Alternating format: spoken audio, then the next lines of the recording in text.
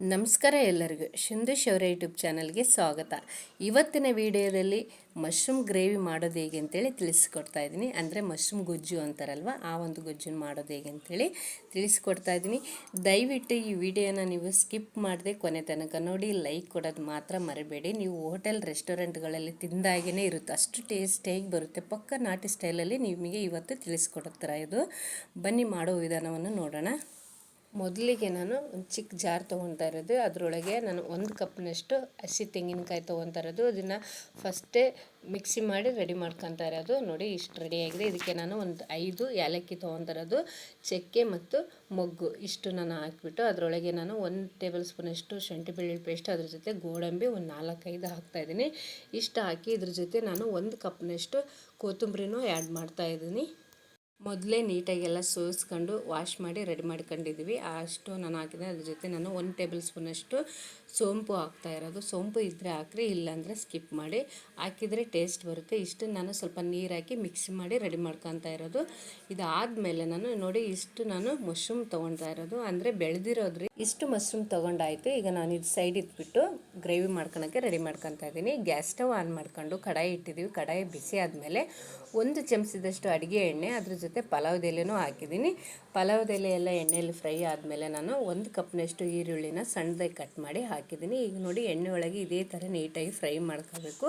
ಸ್ವಲ್ಪ ಗ್ರೇವಿ ರುಚಿಯಾಗಿ ಬರಲಿ ಅಂದರೆ ಹಸಿಮೆಣ್ಸಿನ್ಕಾಯಿ ಹಾಕಬೇಕು, ತುಂಬ ಚೆನ್ನಾಗಿ ಬರುತ್ತೆ ರೀ. ಇದೇ ಥರ ಒಂದು ಮೆಥಡಲ್ಲಿ ನೀವು ಮನೇಲಿ ಟ್ರೈ ಮಾಡಿದರೆ. ನಾನು ಒಂದು 3 ಹಸಿಮೆಣ್ಸಿನ್ಕಾಯಿ ಹಾಕಿದ್ದೀನಿ. ಖಾರ ಕಡಿಮೆ ಇದ್ದರೆ ನಿಮಗೆ ಬೇಕಾದಷ್ಟು ಹಾಕ್ರಿ, ಚೆನ್ನಾಗಿ ಬರುತ್ತೆ. ಅಂದರೆ ಒಂದು 4-5 ಒಳಗಡೆ ಹಾಕಬೇಕು, ಜಾಸ್ತಿ ಹಾಕಕ್ಕೆ ಹೋಗಬೇಡಿ. ಇದಾದಮೇಲೆ ನಾನು 1 ಚಮಚದಷ್ಟು ಕಾಶ್ಮೀರ್ ಚಿಲ್ಲಿ ಪೌಡ್ರ್ ಆದರೂ ಬಳಸ್ರಿ ಕಲರ್ಗೆ, ಇಲ್ಲಾಂದರೆ ಮನೇಲಿ ಬಳಸೋದನ್ನೇ ಬಳಸ್ರಿ. ನಾನು ಅಷ್ಟು ಹಾಕಿದ್ದೀನಿ 1 ಚಮಚದಷ್ಟು. ಅದ್ರ ಜೊತೆ ನಾನು ಧನಿಯಾ ಪೌಡ್ರು ಸ್ವಲ್ಪ ಒಂದು ಅರ್ಧ ಚಮಚದಷ್ಟು ಗರಂ ಮಸಾಲ ಹಾಕಿಬಿಟ್ಟು ಎಣ್ಣೆಯಲ್ಲೇ ಇದೇ ಥರ ಫ್ರೈ ಮಾಡ್ಕೋಬೇಕು. ಫ್ರೈ ಆಯಿತು.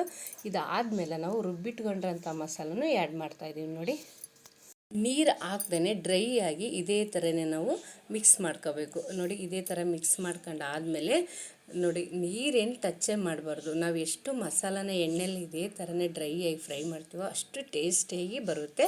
ಈಗ ಡ್ರೈ ಆಯಿತು, ಅದ್ರ ಜೊತೆ ಫ್ರೈನೂ ಆಯಿತು. ಈಗ ನಾವು ನೆಕ್ಸ್ಟು ನೀರು ಆ್ಯಡ್ ಮಾಡ್ಕೋಬೇಕು. ಅಂದರೆ ನಿಮಗೆ ಮಶ್ರೂಮ್ ಗ್ರೇವಿಗೆ ಸ್ವಲ್ಪ ನೋಡ್ಕೊಂಡೇ ನೀರು ಹಾಕಬೇಕು, ಜಾಸ್ತಿ ನೀರು ಹಾಕೋಕ್ಕೆ ಹೋಗ್ಬೇಡಿ. ಯಾಕಂದರೆ ಮಶ್ರೂಮ್ ಒಳಗೆ ನಾವು ಮಸಾಲದೊಳಗೆ ನೀವು ಮಶ್ರೂಮ್ ಹಾಕಿದ ತಕ್ಷಣ ಸ್ವಲ್ಪ ನೀರು ಬಿಟ್ಕೊಡುತ್ತೆ. ನೀರು ಬಿಟ್ಕೊಂಡ್ರೆ ತೆಳುವಾಗ್ಬಿಡುತ್ತೆ. ನಿಮಗೆ ತಿಕ್ಕಾಗಿ ಬೇಕು ಗ್ರೇವಿ, ಅಂದರೆ ಗಟ್ಟಿಯಾಗಿ ಬೇಕು ಅಂತಂದರೆ ಇದೇ ಥರನೇ ನಿಮಗೆ ಕಡಿಮೆ ಕ್ವಾಂಟಿಟಿಯಲ್ಲಿ ನೀರು ಹಾಕಿ. ಇಲ್ಲ ನಮಗೆ ನೀರಿನ ಥರ ಬೇಕು ಅಂದರೆ ಸ್ವಲ್ಪ ಜಾಸ್ತಿ ಜನ ಇದ್ದೀವಿ, ನೀರು ಜಾಸ್ತಿ ಇರಬೇಕು ಅಂತಂದರೆ, ಸಾಂಬಾರು ಥರ ಬೇಕು ಅಂದರೆ ಸ್ವಲ್ಪ ನೀರು ಜಾಸ್ತಿ ಹಾಕ್ರಿ, ನಿಮ್ಮ ಟೇಸ್ಟು. ಬಟ್ ನಮಗೆ ಗ್ರೇವಿ ಥರ ಬೇಕು, ಹಾಗಾಗಿ ನಾನು 1 ಕಪ್ನಷ್ಟು ನೀರು ಹಾಕಿದ್ದೀನಿ. ಅಷ್ಟು ಹಾಕಿಬಿಟ್ಟು ಮಿಕ್ಸ್ ಮಾಡಿದ್ದೀನಿ. ನೋಡಿ ನಾನು ಉಪ್ಪು ಹಾಕಿರೋ ಅಂಥ ವಿಡಿಯೋ ಸ್ಕಿಪ್ ಆಗಿದೆ. ನಾನು ಅಷ್ಟು ಉಪ್ಪು ಹಾಕಿದ್ದೀನಿ, ಅಂದರೆ ಟೇಸ್ಟ್ ತಕ್ಕಷ್ಟು ಉಪ್ಪು ಹಾಕಿದ್ದೀನಿ. ಉಪ್ಪು ಹಾಕಿಬಿಟ್ಟು ನೀಟಾಗಿ ಇದೇ ಥರ ಮಿಕ್ಸ್ ಮಾಡಿದ್ದೀನಿ. ನೋಡಿ ಅದ್ರ ಜೊತೆ ಇನ್ನೊಂದು ಸೀಕ್ರೆಟ್ ಇಂಗ್ರೀಡಿಯೆಂಟ್ಸ್ ಅಂತಂದರೆ ಮೊಸರು ಹಾಕಿದರೆ ಮಾತ್ರ ಸಖತ್ತಾಗಿ ಬರುತ್ತೆ ರೀ ಗ್ರೇವಿ. ನೀವು ಯಾವುದೇ ಒಂದು ಗ್ರೇವಿ ಮಾಡಿದ್ರೂ, ಚಿಕನ್ ಗ್ರೇವಿ ಆಗಲಿ, ಪನ್ನೀರ್ ಗ್ರೇವಿ ಆಗಲಿ, ನೀವು ಯಾವ ಗ್ರೇವಿ ಮಾಡಿದ್ರೂ ಮೊಸರು ಆ್ಯಡ್ ಮಾಡಿದರೆ ಸಖತ್ ಟೇಸ್ಟ್ ಬರುತ್ತೆ ರೀ. ಅದ್ರ ಟೇಸ್ಟೇ ಡಿಫ್ರೆಂಟಾಗಿರುತ್ತೆ. ನೀವು ಹೋಟೆಲ್ ರೆಸ್ಟೋರೆಂಟ್ಗಳಲ್ಲಿ ತಿಂದಾಗೇ ಇರುತ್ತೆ. ಗಟ್ಟಿ ಮೊಸರು ಹಾಕಿ ಮಾಡಿ ಸೂಪರಾಗಿ ಬರುತ್ತೆ. ಈಗ ನೋಡಿ ಮೊಸರು ಹಾಕಿ ಆದಮೇಲೆ ನೀಟಾಗಿ ಇದೇ ಥರ ಮಿಕ್ಸ್ ಮಾಡ್ಕೋಬೇಕು. ನೀಟಾಗಿ ಮಿಕ್ಸ್ ಮಾಡ್ಕೊಂಡು ಆದಮೇಲೆ ಸ್ವಲ್ಪ ಹೊತ್ತು ಬೇಯಿಸೋಕೆ ಬಿಡಬೇಕು. ಗ್ರೇವಿ ಚೆನ್ನಾಗಿ ಕುದಿಬೇಕು ರೀ. ಕುದ್ದಾದಮೇಲೆ ನೋಡಿ ಸ್ವಲ್ಪ ಕಸ್ತೂರಿ ಮೆಂತ್ಯ ಇದ್ದರೆ ಹಾಕ್ರಿ, ತುಂಬ ಚೆನ್ನಾಗಿ ಬರುತ್ತೆ. ಇಲ್ಲ ಅಂದರೆ ಸ್ಕಿಪ್ ಮಾಡಿ ಅದ್ರ ಬದಲು ನೀವು ಕೊತ್ತಂಬರಿ ಆದರೆ ಆ್ಯಡ್ ಮಾಡ್ಬೋದು. ಅದಾದಮೇಲೆ ನಾವು ವಾಶ್ ಮಾಡಿ ರೆಡಿ ಮಾಡ್ಕೊಂಡ್ರಂಥ ಮಶ್ರೂಮನ್ನು ಹಾಕ್ತಾಯಿದ್ದೀವಿ. ಹೀಗೆ ಮಶ್ರೂಮ್ ಎಲ್ಲ ಬೇಕು ಅಂದರೆ ಮೋರುಗಳಲ್ಲಿ ಸಿಗುತ್ತೆ. ಕೆಲವೊಂದು ಸಿಟಿಗಳಲ್ಲಿ ಸಪ್ರೇಟಾಗಿ ರೋಡ್ ಸೈಡೆಲ್ಲ, ಹಳ್ಳಿ ಸೈಡೆಲ್ಲ ಬೆಳೆಸಿರೋಂಥದ್ದು ತಂದು ಮಾರ್ತಾ ಇರ್ತಾರೆ. ಬಟ್ ಒಳ್ಳೆ ಪ್ರೋಟೀನು, ತಿನ್ಬೋದು. ಮಶ್ರೂಮ್ ಮಾತ್ರ ಮಕ್ಕಳಿಂದ ಹಿಡಿದು ಎಲ್ಲರೂ ತಿನ್ಬೋದು. ಮಿಸ್ ಮಾಡ್ಕೋಬೇಡಿ. ಮಶ್ರೂಮ್ ಗ್ರೇವಿ ಮಾತ್ರ ಈ ಥರ ನೀವು ಒಮ್ಮೆ ಆದ್ರೂ ಮನೇಲಿ ಟ್ರೈ ಮಾಡಿ, ತುಂಬ ಚೆನ್ನಾಗಿರುತ್ತೆ. ನೋಡಿ ಮಶ್ರೂಮ್ ಹಾಕಿ ಆಯಿತು. ಈಗೆಲ್ಲ ನೀಟಾಗಿ ಇದೇ ಥರ ಮಿಕ್ಸ್ ಮಾಡಬೇಕು. ಅತಿಯಾಗಿ ಜಾಸ್ತಿ ಮಿಕ್ಸ್ ಮಾಡೋದು ಬೇಡ, ಜಸ್ಟ್ ಇದೇ ಥರ ನಿಧಾನಕ್ಕೆ ಮಿಕ್ಸ್ ಮಾಡ್ಕೊಳ್ಳಿ. ಮಿಕ್ಸ್ ಮಾಡ್ಕೊಂಡಾದ್ಮೇಲೆ ನೋಡಿ ನಮಗೆ ಬೇಕು ಅಂದರೆ ಮಾತ್ರ ಮೇಲೆ ಲಿಡ್ ಕ್ಲೋಸ್ ಮಾಡಿ, ಇಲ್ಲ ಅಂದರೆ ಪರವಾಗಿಲ್ಲ. ಮತ್ತು ನಾನು ಲಿಡ್ ಕ್ಲೋಸ್ ಮಾಡಿಬಿಟ್ಟು ಒಂದು 5 ನಿಮಿಷ ಬೇಯಿಸೋಕೆ ಬಿಡ್ತೀನಿ ಅಷ್ಟೇ, ಕಡಿಮೆ ಫ್ಲೇಮ್ ಇಟ್ಬಿಟ್ಟು. ನೋಡಿ ಎಷ್ಟು ಚೆನ್ನಾಗಿ ಕಲರ್ ಬಿಟ್ಕೊಂಡಿದೆ ಅಲ್ವಾ, ಎಷ್ಟು ಕಲರ್ ಸಖತ್ತಾಗಿ ಬರುತ್ತೆ. ನೀವು ಖಾರ ಪುಡಿ ಜೊತೆ ನೀವು ಉಪ್ಪು ಹಾಕಿಬಿಟ್ಟು ಮೊದಲಿಗೆ ಎಣ್ಣೆಯಲ್ಲೇ ನೀವು ಫ್ರೈ ಮಾಡ್ಕೊತೀರಲ್ಲ, ನೀರು ಹಾಕ್ತೇನೆ ಅದೇ ಥರ ಫ್ರೈ ಮಾಡೋ ಟೈಮಲ್ಲಿ ನೀವು ಖಾರ ಪುಡಿ ಉಪ್ಪು ಎರಡೇ ಹಾಕಿದ್ರೆ ಸಾಕು.